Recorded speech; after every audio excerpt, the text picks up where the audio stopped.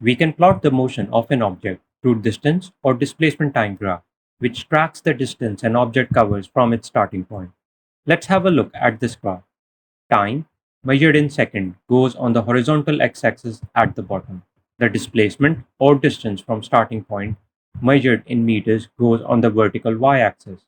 Time nearly always goes on the x-axis, and the quantity being measured, in this case distance from starting point or displacement, goes on the y-axis. Now let's add information to our graph. Let's talk about the gradient of a distance-time graph. Below we have a straight line representing the motion of an object on the distance-time graph. The object is 50 meters away and the time it took is 50 seconds for that journey. Gradient of this straight line can be written as change in y divided by change in x. In other words, rise over run. We can represent the gradient with the letter g. Rise, in this case, represents the change in value on the vertical axis. In our case, the value has changed from 0 to 50 meters. So the change in y, or rise, is 50 meters. Run, in this case, represents the change in value on the horizontal axis. In our case, the value has changed from 0 to 50 seconds. So the change in x, or run, is 50 seconds. The gradient is 50 meters divided by 50 seconds, meaning 1 meters per second.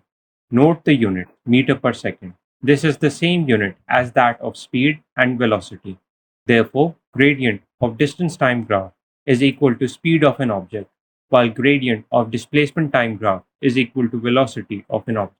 Let's say a rift opens in space and time that can transport you to a different dimension. The distance from start to this rift is 50 meters. Batman runs and covers this distance in 50 seconds before disappearing into the rift.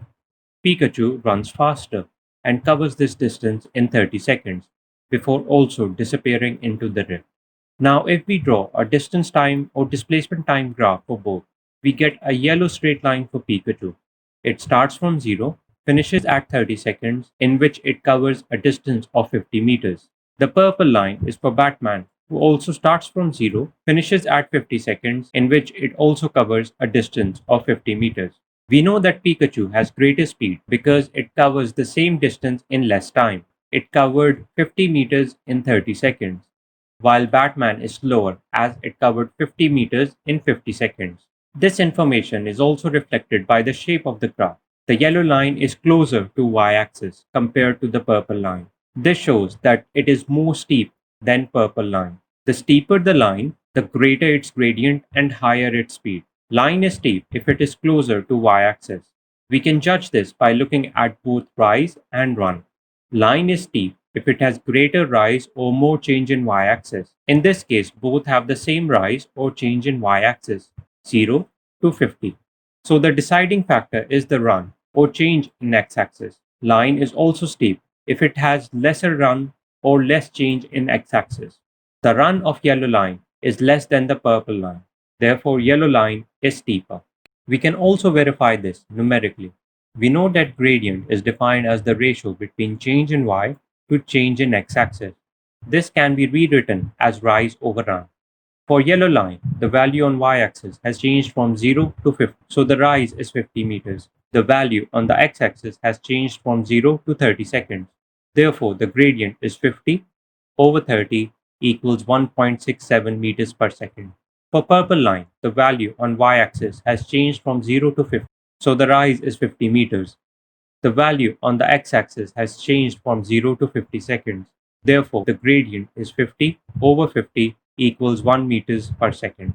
As gradient of yellow line is greater than purple line, this means it is steeper, has higher value of speed or velocity. Let's say you are given the following 3 distance time graphs, each covering different distance in different amounts of time. Without any calculation, can you state which object has the greatest speed? We know that gradient of a distance time graph represents the motion of an object. So the object with the greatest speed must have the greatest gradient. In other words, it must be the steepest line. The line is steepest if it has the greatest rise, change in y-axis, or it has the lowest run, change in x-axis.